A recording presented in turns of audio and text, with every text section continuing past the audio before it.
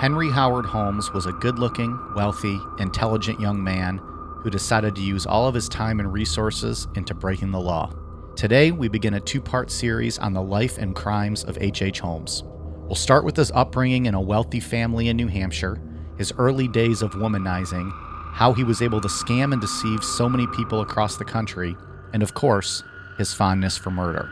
From insurance frauds to torture devices to the infamous murder castle, Holmes' story covers a wide array of deception and pain, and over the next 2 weeks, we're going to dive into all of it.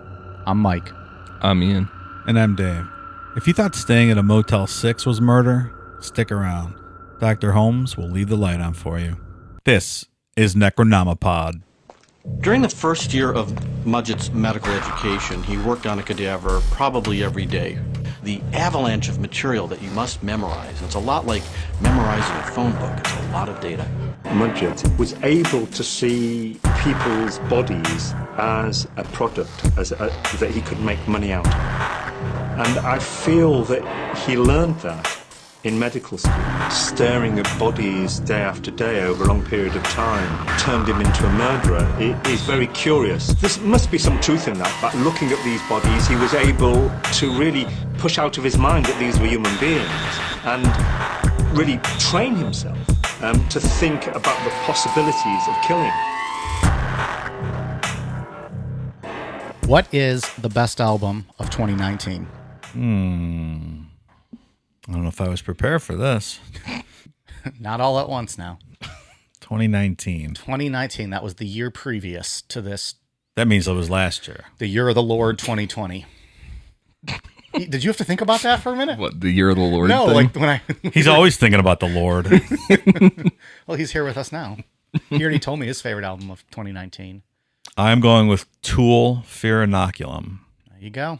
You saw them live even in 2019. I did. It was great. Mike did too. Did you like it? I was there. They tell me I had a good time. Is that where someone said that, is that where some girl was talking to you at the bar and you accidentally spit on her when you were talking? Is that place? No, where was that? No, that was that was ago. at a Kiss show outside years ago. Or a Kiss cover band. Kiss cover band. I missed And, yeah. I blended the two. Someone was talking shit to you at the Tool thing, weren't they?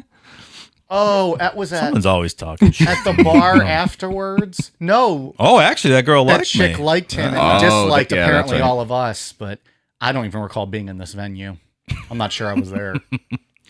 I think what had happened was she was eating a cookie and I asked her what the fuck she was eating.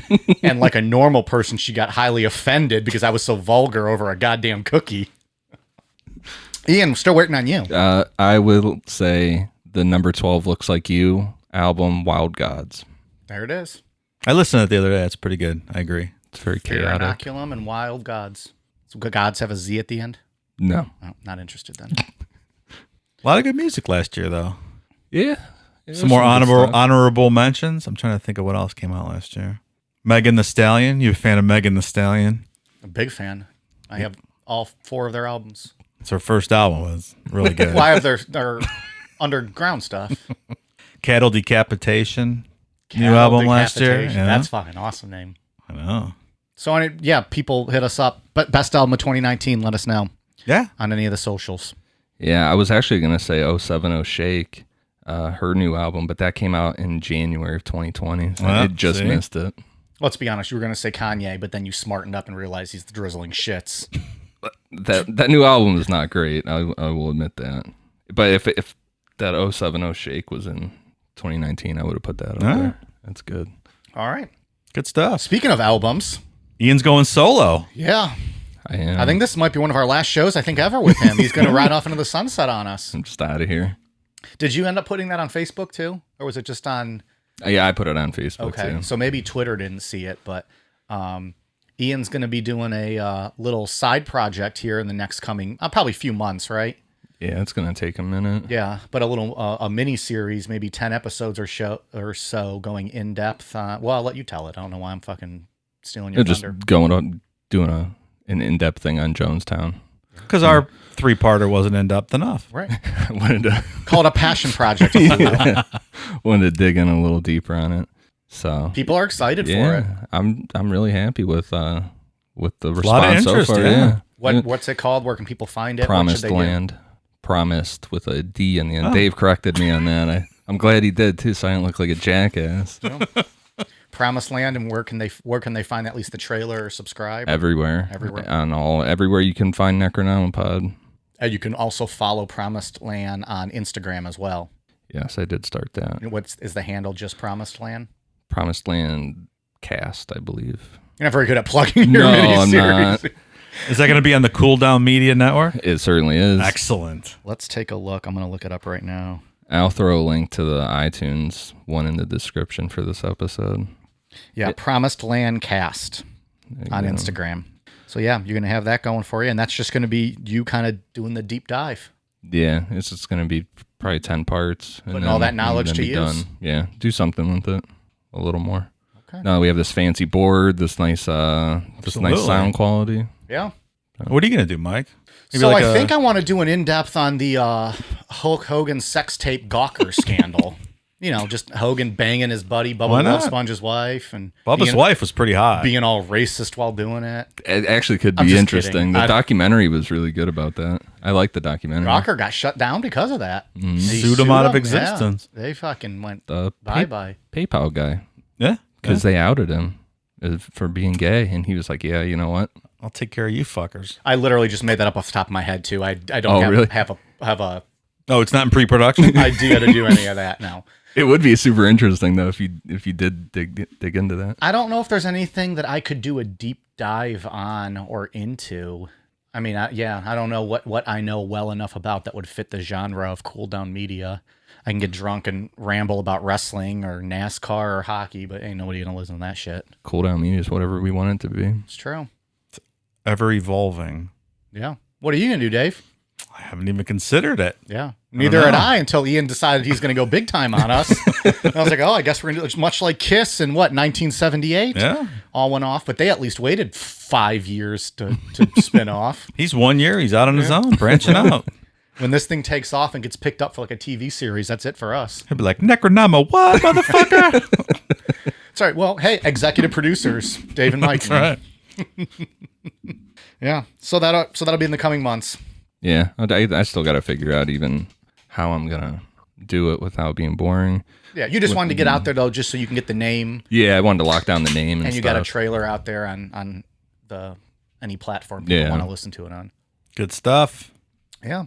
Dave, maybe we can do one where we just like taste random alcohols and like rate and review them, and slowly over the course of like the 2 hours just get shit faced. That's not bad. Did you ever see that Stone Cold Steve Austin video where he's trying all like the fruity drinks? Mm-mm. Have you guys not seen this? No. I'm going to show you guys off the air. Oh, it's fucking hilarious.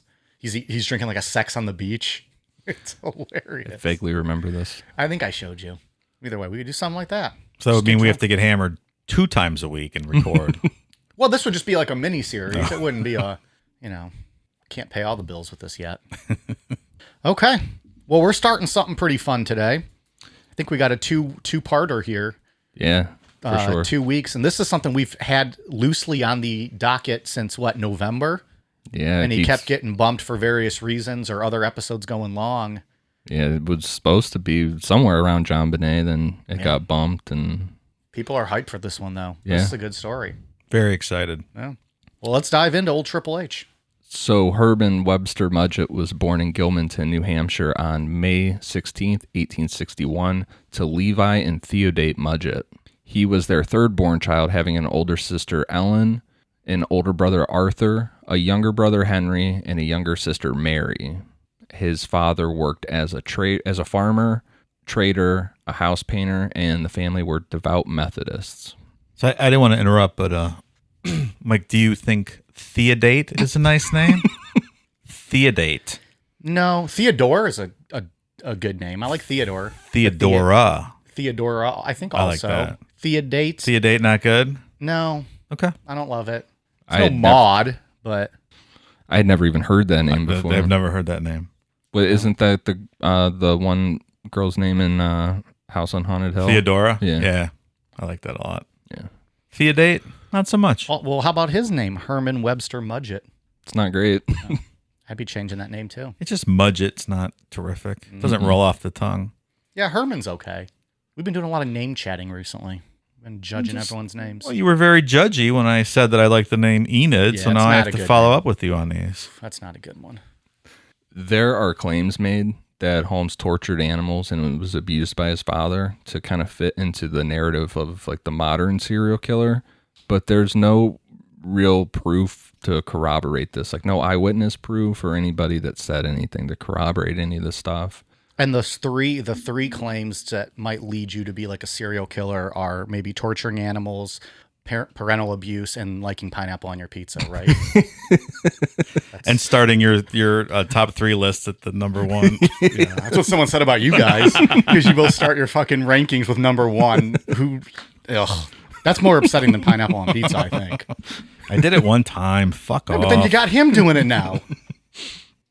Holmes himself would describe himself as a, quote, mother's boy, but also said that he fantasized about his parents' deaths, specifically them burning after he had heard about the Chicago fire. Nice young man. Jeez. One story that Holmes recalled about his childhood that had an impact on him was that a group of older boys forced him into a doctor's office one night when it was closed, and he was terrified of the doctor.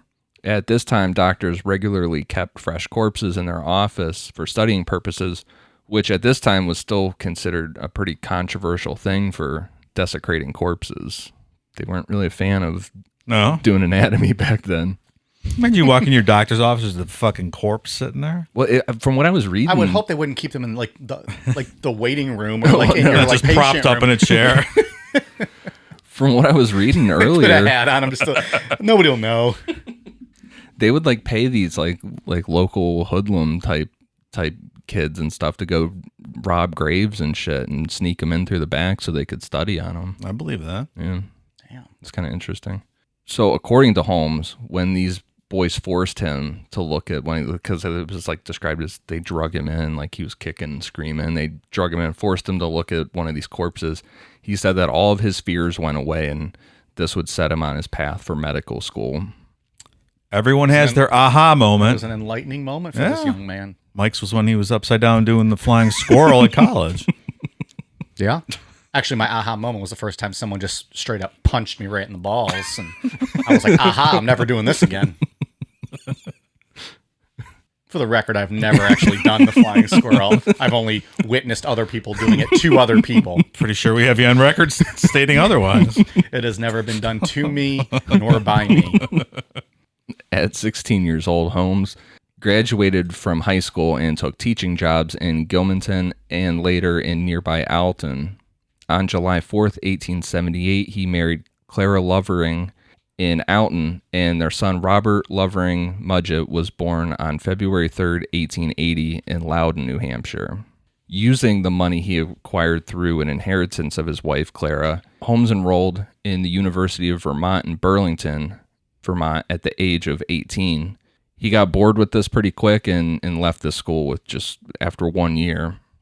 In 1882, he enrolled in the University of Michigan's Department of Medicine and Surgery and would graduate from there in 1884. I think you have to go back to 1882 to find a Michigan team that could beat Ohio State. Oh, Boom. Wow.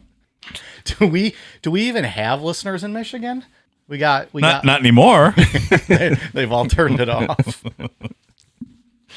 Hit us up if you're from Michigan. Dave's got something to say to you about college football. We have lots of fans from that state up north. While enrolled, he worked under a Professor Herdman, the chief anatomy instructor, and this is where he would start his life as a criminal. The interesting thing about Holmes compared to other serial killers is that fraud and money scams seem to be just as thrilling to him as killing, if not more thrilling. If not more, definitely, yeah. I mean, this I get guy's that like too. a straight up career criminal. Like other guys we've talked about, a few of them have like that stealing thing where they love to steal shit. But this Holmes is on a different level with scams. He almost likes the scamming more than the murder. Yeah. I mean, it seems like. You know what else? There's a bunch of cool pics of him in medical school, like with his classmates and corpses and stuff. There's a lot of photographic evidence out there. Yeah. Really cool. Yeah, I saw some pictures that he like signed yearbooks from medical school and stuff. I bet those go pretty good on the secondary market. Yeah, I would assume. I concur. During his time in medical school, he came up with a plan with his classmate, Robert Laycock, That's that my nickname in college. He beat me to it. Damn it. Sir Laycock. I knew I wasn't going to get to that next sentence. That's why he put like 7 commas there just to remind himself, hey, hush up here, someone's going to make a joke.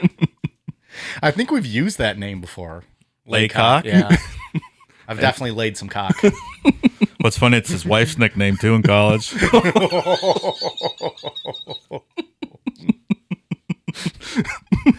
Mrs. Laycock. So they bonded over laying cock. What? Oh boy. We're so early in this episode. You need to get over there. Yeah, I'm trying to keep it together. And he starts taking those deep breaths. So their idea was that they would each take out a life insurance policies on one another, steal 2 cadavers from the school, take turns faking their deaths, claim the money, and then split it. And once this was realized that this scam could work if you disfigured a corpse enough, because these insurance companies at this time is just like, you got to take somebody's word for it, you know? Yeah, pre-forensic scams, right? Yeah. So Holmes would just repeatedly do this while he was in school. This was like his favorite scam. It's a genius scam. I mean, there's no fingerprinting yet back then, or there was fingerprinting, but it wasn't like widely used or anything. Right. They did that Bertillon method, like to identify bodies, where they just they measured your head, your arms, and like, oh yeah, that's pretty close. That Close must enough. be him. That's Is that really how they? Yeah, That's interesting. all these different measurements, and they put it all together, and Yeah. so that leads itself to, if you can find a corpse that closely resembles, then it's going to work. And the other thing, when I was reading about some of his corpse scams, was like a lot of people, like with the whole desecration of a corpse, like a lot of that stuff the thought of that was unheard of. So he was, I'm sure there were a few other people doing it, but man, he was an innovator with that, because He was ahead of his time. no one saw that shit coming for a long time. How tall is Dave? 5'10". How big's the body? 5'9". Close enough. Call it. We got Write him. a check, motherfucker. Mike, Ian, here's your check. Sorry for your loss. Well, the other thing that's interesting is that you could write an insurance policy on someone. Like, you can't do that now. Like, the person has to, grant you sign off on permission. You have to have some sort of vested interest. You can't just pick a stranger and write an insurance policy on them. It's an instant motive to kill them. I just watched that episode of The Office today where Aaron thinks the Office took an insurance policy on her. Remember that? It's a later episode. I think it's like season 6. Anyways, well. Was it good? Of course, it's The Office. Yeah, that's weird. I wonder, do you know when that stopped? When they finally wisened up to... I don't know that much about insurance laws, but they seemed pretty relaxed back then. That if you could just, I've heard other stories like that too. There was a Mysteries at the Museum? Some guy in New York, because it was a weird case. Some drunk, they did the same thing. They signed him up for an insurance policy, and they went to kill him. But he was so pickled, like they couldn't kill him. They kept doing all these different things to him, and he wouldn't die. Like, but how do you just go out and insure a stranger like that? So Yeah. I just found that interesting. Holmes would later confess that he killed Robert Laycock in 1886 and used his corpse for a scam, but this would prove to be inaccurate, as Laycock died in 1889 in Watford, Ontario. So Holmes is getting all of his murders mixed up. There's so many of them. yeah, Years. and we'll get into that in part 2 with his confession and different reports and stuff. There's a little bit of that serial killer over exaggerating going on. So a lot of the killing, because we're going to touch on some of that today's episode, some of it, but a lot of the killing is what we find out in his confession. We're going to get through. But in his confession is where he kind of gave all the information about these killings that we're touching on. Yeah. And the confession we'll cover next week. Right. Clara left Holmes to move back to New Hampshire at some point before he graduated in 1884 due to him being abusive, and she had never heard from him again. Holmes pulled off a huge insurance scam on a corpse after graduating for $12,500, then left town to briefly live in Morris Folks, New York, where he taught school. I mean, So- that's the equivalent of like $300,000 in today's money. So that's a big score. That's time to leave town after Yeah, you pull that right. off. Rumors of him being seen with a little boy who later disappeared spread throughout town. Holmes claimed that the boy went back to his home in Massachusetts, and before an investigation could begin, Holmes just quietly left town. There's also rumors that he had been boarding with a local farmer at the time, and before he left town, he had seduced the farmer's wife, got her pregnant, and left town without paying his boarding bill and just took off. Well, to be fair, the farmer probably just asked him to help him spread some seed, and HH misunderstood the request. This is my guess. Did what you asked of me. It's funny, as a teacher, I wouldn't have been surprised to hear that some of my Catholic school teachers turned out to be serial killers. Damn. Wouldn't be surprising at all. It's fucking sadists. And then the next record of him showing up was in Philadelphia, Pennsylvania, where he got a job as a keeper at Norristown State Hospital, but quit only after a few days. What's a keeper? I think it's like a grounds person. Okay. a groundskeeper? Groundskeeper? Yeah. That makes sense. He quickly found a job at a drugstore in Philadelphia, but while he was working, a boy died after taking medicine that was bought from the store. He denied any wrongdoing in the boy's death, and whether it be that he just didn't know what he was doing mixing medication or did it on purpose, he quickly left town. He's doing some practicing. Yeah. And man, I can't imagine pharmacy being great in the 1800s. There's a lot of rules that they were subject just like to. mixing together medicines. Let's just try this and this. This will make you feel better. Right before showing up in Chicago, he changed his name to Henry Howard Holmes to avoid the possibility of getting caught for any of his past scams or anything that he was up to. Just like that, name change. I saw there was something I was watching. It must have been like 50 different names that they felt that they could trace back to him throughout records and stuff. Wow. Like he was just using a different variation wherever he went. Mm-hmm. It is a pretty cool name, though, you got to admit. Yeah. I agree. And just go by HH. HH. What's up, HH? Triple H is the best. I mean, it's better than his first choice, which was BB Blumpkin. Like, that wouldn't have been cool. He tried that out. He tried that out a little bit. It just didn't fly, so he went with H.H. Holmes. I kind of like BB Blumpkin. BB Bukkake. That might have rolled off the tongue a little better. BB Bukkake. I think we're onto something here. In 1885, Holmes turned up in Chicago and opened an office where he posed as an inventor in the North Shore suburb of Wilmette. Upon his reappearance, Holmes filed for divorce from Clara Loverling, but the proceedings were unsuccessful and the case dragged on until 1891, to which it was never finalized. And some people believe that Clara was just never even served with any of the paperwork. All right, so fresh start. He's turning his life around. Is he going to win the Nobel Peace Prize? Going to have a happy ending? Rolled in new name. Stay tuned, Let's folks. find out. This tale of BB Bukkake continues. BB I think we got a new shirt idea. This didn't stop him from marrying another woman, Myrta Belknap, whose father, John Belknap, was a wealthy businessman in Wilmette, Illinois. Myrta would stay in Wilmette and take care of their future daughter, Lucy, while Holmes spent much of his time working in Chicago. Murda? Mike? Murda? I've not heard that one before. It's a new one. Don't love it. Me neither. In 1886, Holmes started working in a drugstore in the Inglewood neighborhood at the corner of 63rd and Wallace Street. This drugstore was owned by a woman named Elizabeth Holton, and work was getting to be too much for her to handle on her own because Inglewood was one of the fastest growing areas in Chicago. So when a Dr. Henry H. Holmes showed up, she was happy to hire him. Distinguished name, Dr. Henry H. Holmes, at your service. So Plus, Chicago, he was a good-looking guy. he was. So, looks the part, looks wealthy, looks upstanding. The doctor. Was obviously a schmoozer with everybody he scammed throughout his life. So There was something I was either reading or watching where it talked about how he dressed, how he acted, like the charming stuff, the business aspect of him, everything. That like he was what every guy in the 1800s wanted to be like. If you act the part and you can fit in, you can talk yourself pretty much anywhere, Hell yeah. anywhere you want to go. As opposed to now where every guy wants to be like us. Right? Do they? Dad bods, dynamite beards. Interesting. We get drunk and talk to each other. Sitting in the basement all night Yeah. in Ohio. Yeah. Watching MMA fights on a computer screen. It's an interesting twist on looks that I've found recently.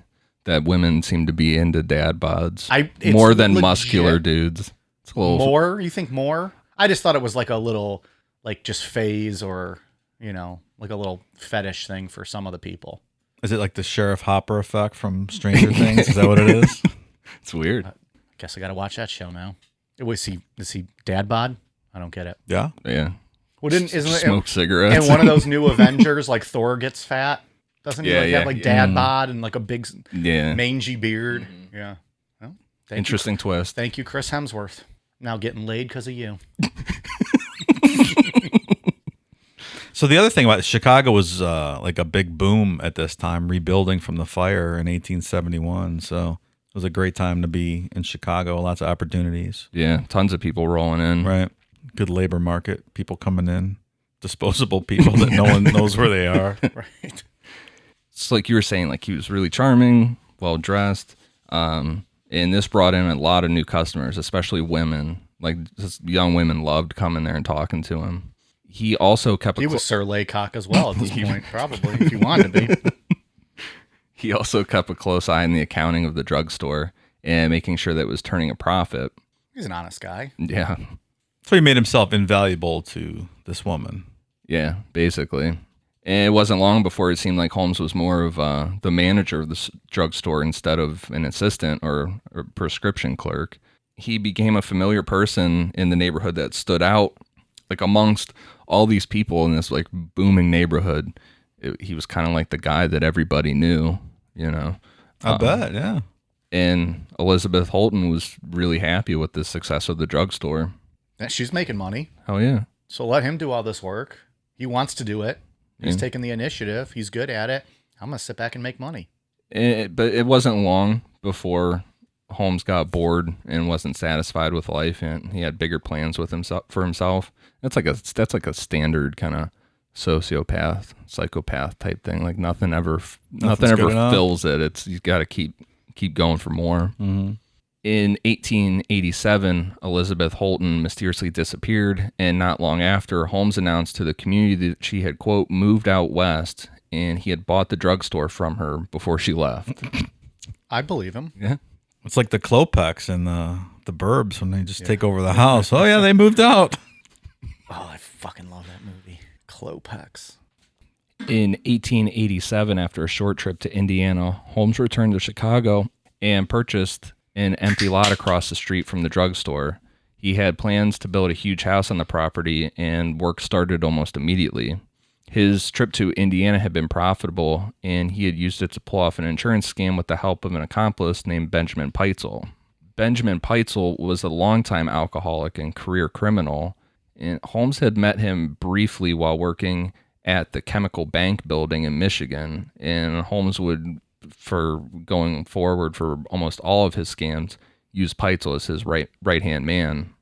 And that's a weird thing when I was it's hard to really pin down like a real like time frame as to where he was in a lot of this stuff, Well, because he's probably changing his name Yeah. too. And anytime he shows up somewhere, he might not be identifying as Holm or Bukaki or Howard or whatever his name was. Well, when I was like reading through this, and I read where he met Benjamin Peitzel, the Chemical Bank building's like kind of by Detroit. Mm-hmm. And I'm like, well, wait, when the fuck was he in Detroit? And I was like trying to figure out, but I couldn't really figure out like Right. the exact time frame, but I want someone also to send us a list when they finish the series of every single job he has had, because we've talked about 5 or 6 already. Oh, yeah. He was accomplished. Well, I think a lot of the stuff is a lot of what we know is based on his confessions, and you can't, right? Like you can't be certain he's telling the truth 100% of the time. So there's a lot of different accounting or a lot of different accounts of various things that happen. he continued to operate the drugstore, to which he also added a jewelry counter. In 1890, he hired Ned Connor of Davenport, Iowa, as a watchmaker and jeweler. Connor arrived in the city with his wife Julia and their daughter Pearl, and the family moved into a small apartment above the drugstore, and soon Julia captured the interest of Holmes. Oh, that's not good. He fired his bookkeeper and hired Julia to take the man's place, and not long after, Connor began to suspect that Holmes was carrying on an affair with his wife, and he was correct. So Connor decided to cut his losses, abandoned his family, and went to work at another shop downtown. See ya, family. Jeez. Have fun with HH. I mean, probably the right move, but just leaving your kid too. God damn. It's a different time, Mike. Different time. Tell us about it, Dave. Wow.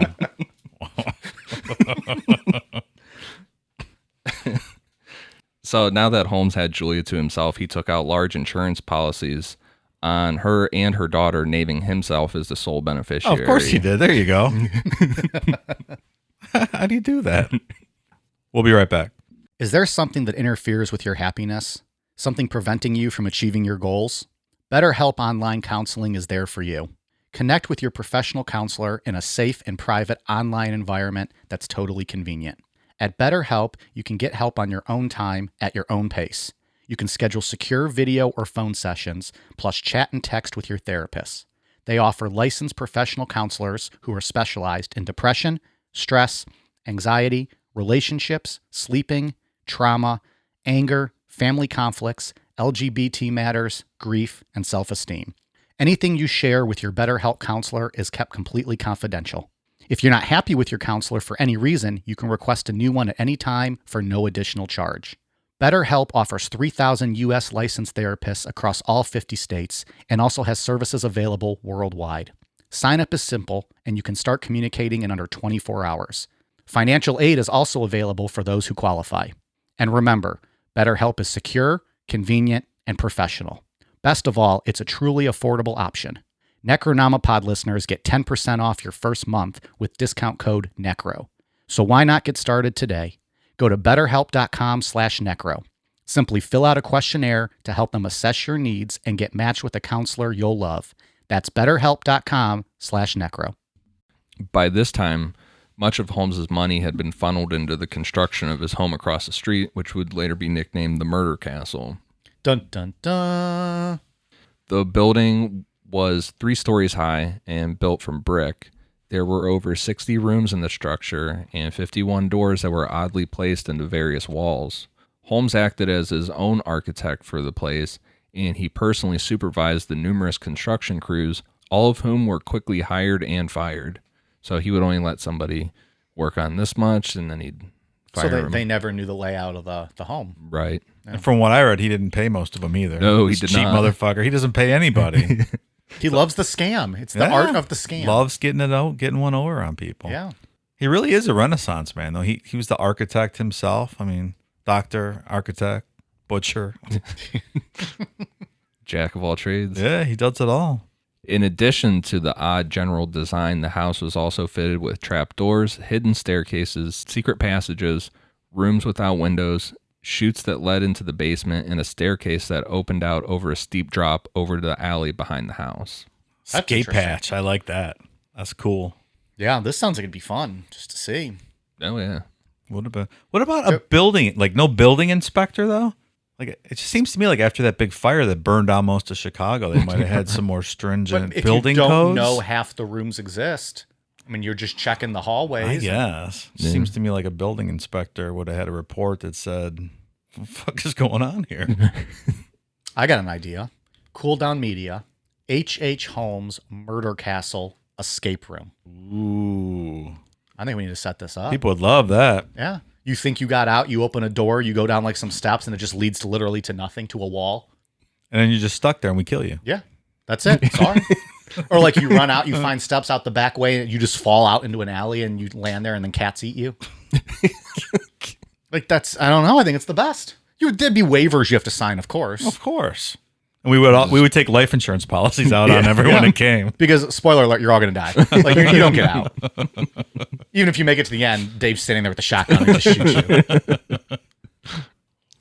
I don't know. I think it's a great... There's got to be haunted houses, like at Halloween or something that, like, mock or, like, gimmick or, do like an H.H. Holmes type gimmick, you would imagine. Yeah, I've seen drawings of all the floors of the houses, not because like from police sketches. I think when they finally got in there, there's not actual blueprints, but If you Google they sketched it the all murder out. castle, you Yeah. can see all kinds of different depictions of what it looks we like. could recreate it. It could be our life's work. I mean, wouldn't that be sweet?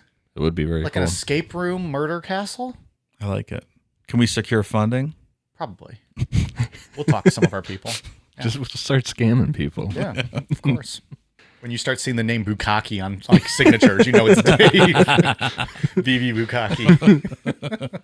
When Dave stays at hotels too, that's what he's going to check in as, BB Bukkake. So no one can actually find him. The first floor of the building contained stores and shops, with the upper floors that could be used for living quarters.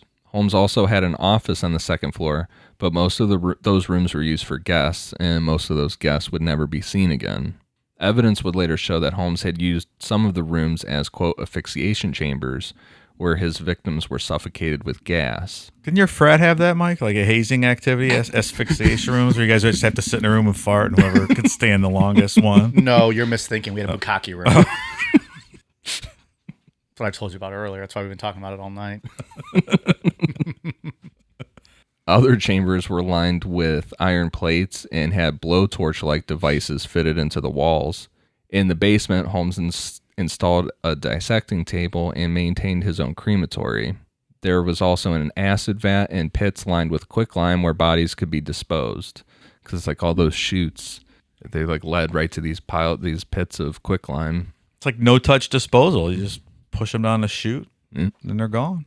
And boom goes the dynamite. All of his prison rooms were fitted with alarms that buzzed in Holmes's living quarters if a victim attempted to escape. It has come to be believed that many of his victims were held captive for months before they died. So I'd have to imagine with as many people, and maybe we'll get into this more later on in the series, but with as many people as he's probably had in these rooms and the 50 some plus rooms, he's had to forget about a couple of them, right?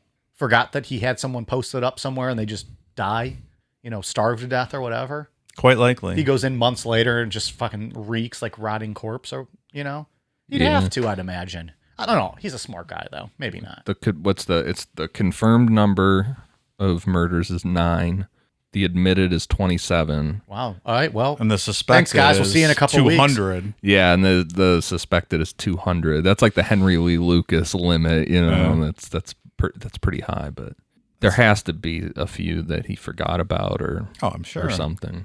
It's like a scene out of fucking Hellraiser down in that place. Oof. You ever seen Hellraiser, Mike? No. I got a blank stare over there. You've never seen Hell? Jeez, man. I don't watch movies. Those movies are so good. Well, the first two. I'll watch the first Hellraiser. two for sure. I'll watch Hellraiser. That always looked good. I just never sat down and watched it. Was the third one when they're in a club and he's got like the rich guy with the club? Yes. That's a good one. Yeah, that's too. a good one. I'm not going to watch all of them. I'll watch which one? First one? I think the second one's Second the one's best. great. Am I going to be lost, though? You know those horror movies, there's so much continuity with all of You'll them. be a little lost. They do flashbacks, Sarcasm. but you won't understand the flashbacks. Yeah, they recap a bit. All right. We'll see. I'll check out Hellraiser. Yeah. It got real weird. There was one that came out not that long ago, like just a couple years ago. I downloaded it. It wasn't great. A new Hellraiser? Yeah, the last Really? couple. Yeah. There's like 7 or 8 of them now. Yeah, they're a ton. Did they have good room service at the murder hotel? I know Mike likes room service. I thought I would do say. fucking love room service. Yeah, well, they had some kind of service, but probably not the one that people wanted. You want a fillet? Okay, boom, filleted your face off. Motherfucker. It's pretty fucking close to the truth. The castle was completed in 1891, and soon after, Holmes announced that he had planned to rent out some of the rooms to tourists who would be arriving for the upcoming Columbian Exposition. Like, that's great. Like, it coincided with that World's Fair, and I think it was close to 27 million people came to town for the World's Fair. So he was just, and it was like, it's a buffet. absolutely. Just take who you want. And it was like 3 miles from the murder castle. So from what I read, he was over there all the time, just trying to find people like elderly, like wealthy elderly women who had traveled to Chicago. Yeah. Come on back, stay. I got a nice hotel, and they were just never heard from again. Show me where all that money is. Yeah, Sign it all exactly. over to me. Yeah, that World Fair was crazy. They built literally a whole city inside Chicago. It was like 600-700 acres. Yeah. Wasn't that where the first Ferris wheel was? First Ferris wheel. It was a bunch of first Pledge of Allegiance recitation in public. Obviously, without the God nonsense that was added later. Clearly. Yeah, that was in the 50s. That's something I learned through this podcast that I didn't know that was added in the 50s. Yeah. Dave, you like Ferris wheels? No, Me I don't. either. No chance. I love Ferris wheels. They're fucking terrifying. I like to rock them up at the top, up at the very top when it stops. Dick. You're a dick, man. That's Don't ride them with me. No, I never will. Why? I don't know. I don't know. I think it's fun when I get up there and just start rocking. Oh my God. I've been on that big one at Navy Pier in Chicago. It's awful. They're all just awful. Yeah, I have no reason to go up slowly that high and come down slowly.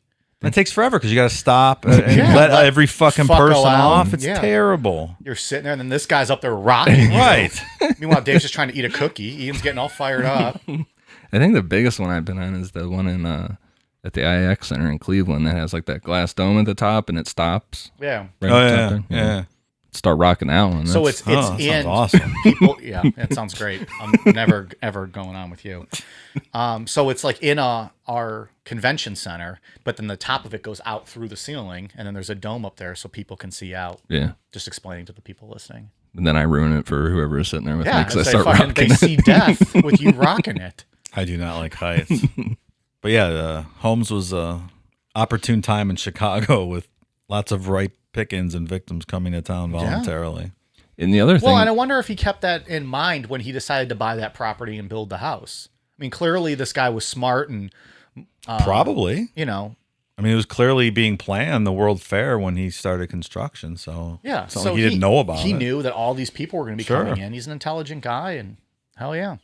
and the other thing I was reading about too is there was tons of young women coming into Chicago throughout this time too. So he's roll tide on Yeah. that as well. Because and they were looking for independence and different things like that. So I mean, it's believed many of the people that stayed there didn't return home after the fair, but no one knows for sure. This wasn't Holmes' only method of finding victims. A large number of his female victims came through false classified ads that he placed in small town newspapers that offered jobs to young ladies. When the ads were answered, he would describe several jobs in detail and explain that the women would have her choice of positions at the time of the interview. When she accepted, she would be instructed to pack her things and withdraw all of her money from the bank because she would need funds to get started. Like missionary, doggy, different positions at the interview. I was just going to say, in college, I always gave the women choice of positions. How nice of you. Sir Laycock, man. You don't get knighted for being a dick. So he was running like the original Nigerian prince scam of his day. Give me 10 grand so I can send you 50 million. The applicants were also instructed to keep the location and the name of his company a close guarded secret. He told them that he had competitors that would use any information possible to steal his clients. When the applicant arrived and Holmes was convinced that she had told no one of her new job, she would become his prisoner. Holmes also placed newspaper ads for marriage as well, describing himself as a wealthy businessman who was searching for a suitable wife. Those who answered this ad would get a similar story to the job offer. He would then torture the women to learn their whereabouts of any valuables they might have, and then the young ladies would remain his prisoner until he decided to dispose of them. He's like the sugar daddy serial killer. Pretty much. You know, another scam I saw that he had going was a bottled mineral water scam. Really? He just, filled up the water out of the Chicago River. Damn. I'm like, they still do that today. That's still a scam. Taking a page out of H.H. Holmes' book. All right. He should have focused on that. He probably could have been a billionaire. Yeah, probably. Still today. Yeah, pulling water out of the Detroit River and calling it fucking Aquafina or whoever comes out of there. I was at Speedway the other day, and I was looking at the bottles of water, and there was like all these, there's like this whole row of fancy ones that said that they were charged with all this stuff. And I'm like ions? Yeah, and like all this stuff. I'm like, no, this came out of a water tap just like the rest of this shit. So Crazy. I like to try different bottles of water. Like if I'm just stopping at a gas station to get something, I think Fiji is the most overrated water there is. It's not I don't think it's a good. It's the one that comes in the square Yeah. bottle. I think it's the drizzling Came from shits. the Fiji mountains. Of course. Oh, yeah. No good. Yeah. Lost its flavor in travel. But the Smart Water is actually my favorite.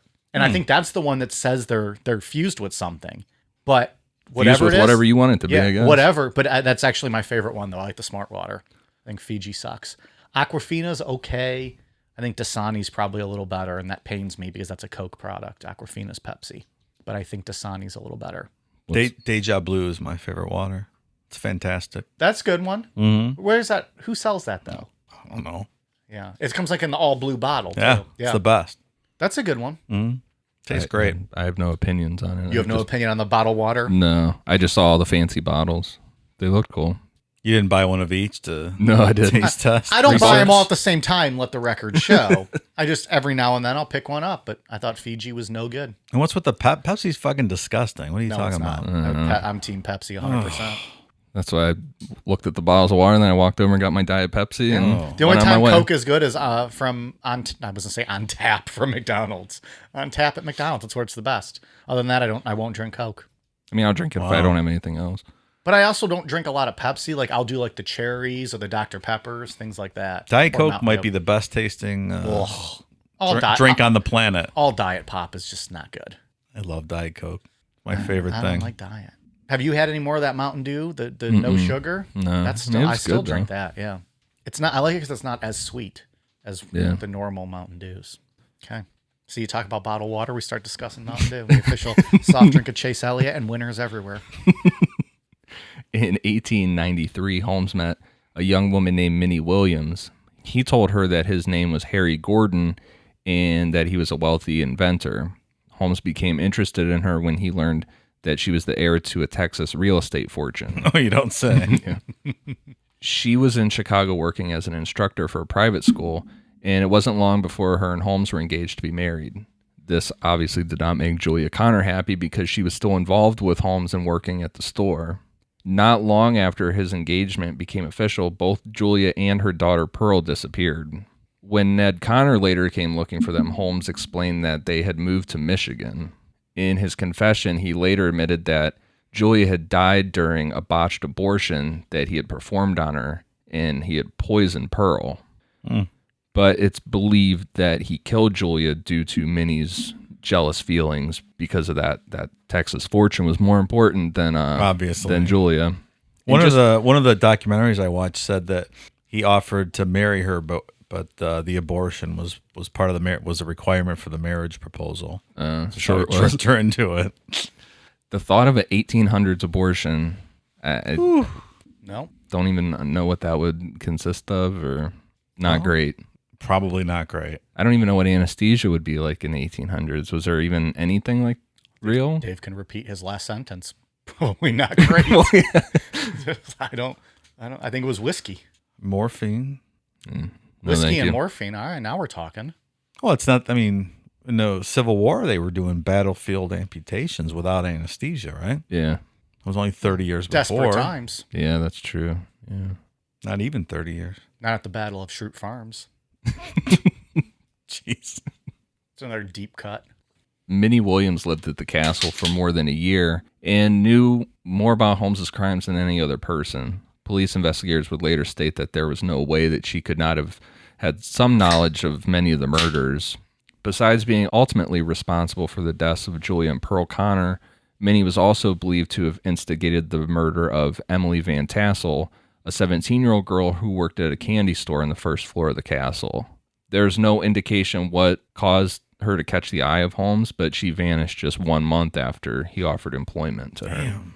Minnie also knew about the murder of Emmeline Segrand, a beautiful woman who worked as a stenographer at the Keeley Institute in Dwight, Illinois.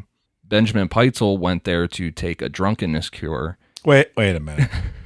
Can Mike have this drunkenness cure? Oh, Yeah, I wonder what that consisted of. I mean, for me, it consists of going home, having a couple cool down beers, then chugging a bottle of water, 3 Aleve, and eating some SpaghettiOs out of the can. Wake up the next day, So feel ridiculous. great. Feel great. Fantastic. Spaghetti with meatballs. If you're eating regular SpaghettiOs, you're doing everything wrong. You need the meatballs because they help absorb the alcohol. It's science. It is scientific. Yeah, it sounds really scientific. Yeah. And tomorrow morning at noon when I wake up, it'll prove fantastic that I'll Jesus be feeling Christ, just noon. fine. My drunkenness cure is to let go and let God.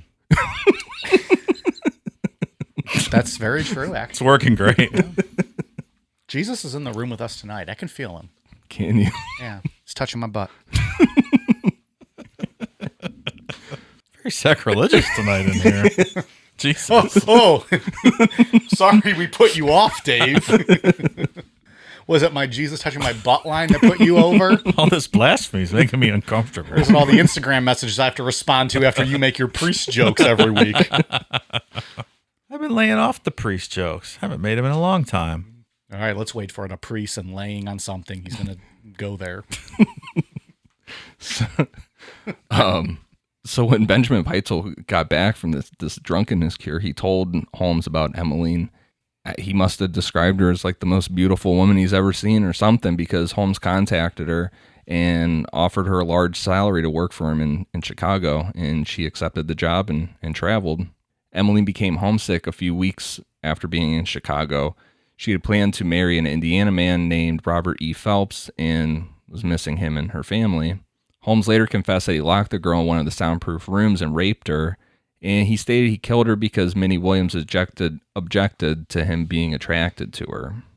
This is one of the murders they report a couple different ways, because the documentary I watched said that he locked her inside that bank vault he had in the hotel and just let her suffocate in there. Is that the one where they said they could see her footprint on there? Yeah. They can see the what? The footprint on what? On the inside of the bank vault. They said Holy they think shit. it was hers. Like trying to kick to get out. Yeah. He just let her suffocate in there. Damn. Another interesting thing with the bank vault, speaking of when he built the hotel, I guess he put that in there first and then had them build, or he bought it on credit, had them build around it, never paid for it. When the bank said they're going to repossess it, he goes, well, come on in, but you damage any part of my building, I'm going to sue you. So they could not repossess the bank vault. Wow. Smart. Yeah. Sometime later, Robert Phelps made the mistake of going to look for Emmeline at the castle, and that was the last time he was ever reported alive. Holmes described a stretching experiment with which he used to kill Phelps, and it was like a rack-like device that he would literally just stretch somebody till they died. The one book I saw called it an elasticity determinator. It's the fancy name. Fancy word. Jesus. That's Well, when we were brutal. talking about it the other night when we were hanging out, I briefly looked it up. It said like once you get to a certain point, it's like it said what your cartilage, ligaments, and bones, everything just starts popping. And Imagine that sound. No. Just popping. Ugh, Brutal. that sounds awful. He was just having fun. swell guy. Crazy kid. Didn't know any better. In April 1893, Minnie's property in Texas was deeded to a man named Benton T. Lineman, who in reality was Benjamin Peitzel. The following month, Holmes and Minnie rented an apartment, presenting themselves as husband and wife in Chicago's Lincoln Park. Minnie's sister Annie came to visit, and in July, she wrote to her aunt that they planned to accompany her brother in Europe. According to Holmes, Minnie accidentally killed her sister Annie during an argument. She had hit Annie over the head with a chair, and she died. Holmes had, quote, protected Minnie by dumping her body into Lake Michigan. Oh, sure. Yeah. Their brother, that was supposed to be going over to Europe, was also found dead in a mining accident that year that some believe was orchestrated by Holmes. Regardless, neither Minnie or Annie were seen alive after July 5th, 1893. So more or less, he killed the whole family. Yep, Benjamin Peitzel got that deeded over to him, and boom. Monster. Wow. Facing pressure of prosecution from insurance companies and debtors, because people are like, he was able to charm people, but there were some people that were getting sick of the bullshit. Well, at some point, it's going to catch up to you. Yeah. I mean, They're going to come You're for gonna- you one day. yeah, Yeah. You're building up a lot of enemies here. Holmes left Chicago in July of 1984. He showed up in Denver with a young woman he hired named Georgiana Yoke, and the two were married. Next, he showed up in Fort Worth, Texas, where Minnie's property was located, with plans on building a second murder castle. And that's an interesting thing. Like, he really had his eyes set on building something there, too. The Southern murder capital. Yeah. Castle. This is vacation home. Was anybody running the murder hotel while he was gone? Traversing the land? The only thing that I saw about anybody else being like tasked with anything was to make money. He would get assistants to strip bodies of people that he killed sometimes down to their skeletons, because it like colleges and stuff, they would pay top dollar for a real skeletons at that time. So he would, that's the only thing I could find about it, like assistants, was that he was just pay these young guys to strip down a body to the skeleton. And then what? He just fucking walks up to a school and was like, I got these bodies, these skeletons, you want them? Yeah, pretty much. And they're just like, of course, here's money. Good day. Well, and I think I remember reading it that those dates coincided, shortly after a lot of these murders, so you could actually tie them back. Yeah. I mean, he's got it down so far. It was the pioneering age of medical technology. They just needed bodies to test. It's just if one person, like insurance company or police officer, was like, this fucking guy, we should go look at him. And they didn't. Maybe because of the name changes and the constant traveling. Yeah. But if one person would have been like, you know what, fuck this guy, maybe we would have saved 200 lives. Quite possibly. Or he would have charmed them and then slept with their wife, and they would have ran off. Been asphyxiation room. Right. Yeah, that worked for him for a long time. So instead of building a second castle in Texas, Holmes purchased several railroad cars of horses with counterfeit banknotes and signed the papers as O.C. Pratt. And then the horses were shipped to St. Louis and sold. That's the other thing with him, too. It's like, as you read about him traveling around places, it's like he can't help but scam or like pull something over on somebody. No matter what he's doing. Yeah. Like, oh, I'm here to claim this property, do this stuff. But hey, you know what? While we're here, let's steal all these horses and make some money. It's crazy. I bet stealing horses goes over big in Texas in the 1890s. Oh, but they love it down there. It's also true for, he's got a ton of money. Well, he's kind of, what's the saying? Well, I mean, robbing Peter to pay Paul. He should be broke, right? But he's not. Sounds like he put all the money into building the castle. Oh, so did he put it all there and that was it?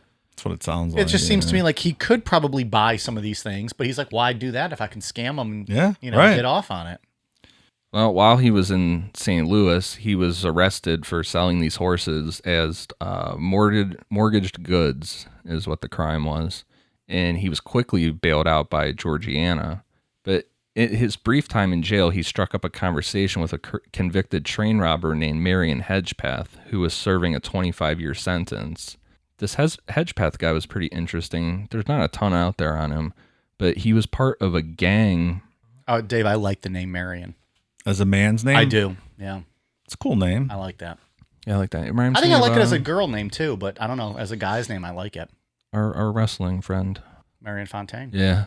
Yeah. I didn't even make that connection, but yeah. Every time I hear that name, that's immediately I think of him. He's your wrestling friend. Record. Old wrestling. Yeah. He's a good guy. So this Hedgepeth guy, he was part of a gang called the Sly Wilson Gang. They just went around just robbing trains left and right, but the one that landed him 25 years in prison, he pulled off a $40,000 train robbery. Wow. That's crazy for that time frame. That's like $1 million in today's money. Yeah. I bet robbing trains was fun. Oh, yeah. Riding up next to him on horses. Oh, yeah. Yeah, it was a gang. You guys want to rob a train? Let's do it. Ian, you get the horses. Dave, you get the guns, and I'll get the bandanas. That's pretty fair, right? I like all the names too. Like, let me see if he had a nickname. Well, he was just married and had Hedgepeth.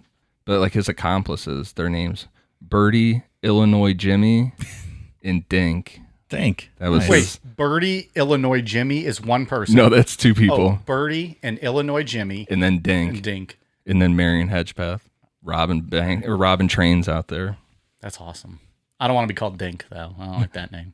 Robbing trains, Mike, not running trains. I don't want you to think back to your roofie days in college. Oh, well then never mind. I'll take back the bandanas, you take back the guns, and you take back the horses. I thought we were running train. Oh, fuck that. I don't want to rob a train. What's the fun in that? Where do you come? Jesus. So while he was briefly in jail with Marion Hedgepeth, he concocted a scam to scam an insurance company out of $20,000 by taking out a policy on himself and then faking his death. Holmes promised Hedgepeth a $500 commission in exchange for the name of a lawyer who could be trusted. He was directed to contact Colonel Jephthah Howe, the brother of a public defender, and Howe found Holmes's plan to be brilliant. He was like, "Hell yeah, this is great, Genius. but this scam would ultimately lead to Holmes's undoing, and that's where we will pick up on part 2. See you next week. Ominous warning. I like the name Jephthah. That's kind of cool. Jephthah. Jephthah Howe. Jephthah Howe. I'm okay with it. I think he laid some good groundwork here. Yeah, this is, I had no idea. Like, when everyone, I think, knows Holmes, or at least the common person like me, you know Holmes, you know the murder castle type thing. And I had no idea about all the scamming and this insurance fraud and all of that. It's an interesting aspect of the story, yeah. Name changes and traveling the country. I thought he was just a serial killer in Chicago. Because really, next week we're going to get into this scam, this big one that he pulls off. And we'll get into, his confession and finding the murder castle, all that stuff. But it's really, if you just take it as just 9 confirmed, and that's it, he's more of a serial scam artist than a serial killer. Yeah, if he would have just stuck to the serial killing, he probably would have been all right. For real, Might have never been I caught. agree. Yeah, he probably wouldn't have been caught. Exactly. What Yeah. about, and maybe we'll get into this next week, but the times when he was missing kind of line up with another notorious story? Yeah, there's some theories out there that he could have been Jack the Ripper. Dun, dun, dun, dun. So we'll get into some of those. It's an interesting Next week. take, yeah. Yeah. Because he goes off the grid for a while. Whether it be a name change or Yeah, and like I leaving said, out somewhere. I don't even know what it was. Some kind of mini documentary, but they claimed to have had like 50 different aliases that they could link back to him. It was all just slight variations, Yeah, but yeah. It's a pretty good base we just laid. That's what she said. I was waiting for something. Okay, Ian, you got anything else for part 1 of Triple H Holmes? No, that is it. Pull up. She's going to ask me, what if I had something else? Dave, what do you got for this? I don't have anything else. He's always nothing. All right, from Patreon, we got a bunch of new patrons this past week. Man, that's impressive. Thank you guys so much for signing up and helping us out. Shout outs to Kristen Williams, Clarissa Smaniato, Ben Fernandez, Chrissy Ramsey, Katura Lynette Crum, Katie Packer, Chris Bomley, Kelsey Stevenson, Jessica Garcia, Taylor James, Ashley, Brett Deschette, Samantha M., Craig Pearson, Greta, Nathan, and Kyle Barber. Thank you guys so much. If you are interested in becoming patrons, you can sign up at patreon.com/necronomipod. Also, this Wednesday evening, we're going to be doing a call-in show for patrons and as a bonus Patreon episode, strictly about JonBenet Ramsey, and we want to hear your theories. It was a pretty popular series we did. A lot of people had their own thoughts and opinions on the social media, so we figured we'd open up the phone lines, give you guys a chance to discuss them with us. So this Wednesday night, we're going to be recording that. If you're currently patrons, check your email, or to keep a lookout in your email. We're going to be sending something out where you can sign up if you're interested. If you are not a patron currently, sign up. And then when you do sign up, we'll make sure you get the email and you can contact us to let us know you're interested. And we're going to try to get as many calls in as we can, and, just give about 5 to 7 minutes to each caller to give us their theory, and we'll hash it out with you and have a good time. But we like taking calls. We like hearing from you guys. So that will be this coming Wednesday. We're going to be taking those calls for Patreon exclusive. Ian, what do you got for us? From iTunes, I have one for Maggie William. They said they're from Germany, and at the end of theirs, they said it, and most important, I now know who Olivia Wilde is. Oh, you've been enlightened. Good for you. Nice. Then I have one for K Patricia 80, says dog, Nora 66, major pain in the butt, and that's major pain like the movie. Fantastic movie. John Barfield, Secret Honor, Dragonite 8811, Tino2602, and that is it. All right. Dave from the socials. From Instagram, Ashley Candlemo, Gendro, Marty McConnell, and from Twitter, Ben K. Severed. That's a cool name. Mm-hmm. Thanks, guys. And also a special shout out to Officer Blair out there and his fellow officers. Take care out there. Thanks for keeping us safe so we can sit here and get hammered and talk like imbeciles. Well Thanks, said. guys. Yeah. Boom. Okay. We got anything else? I think we covered it all.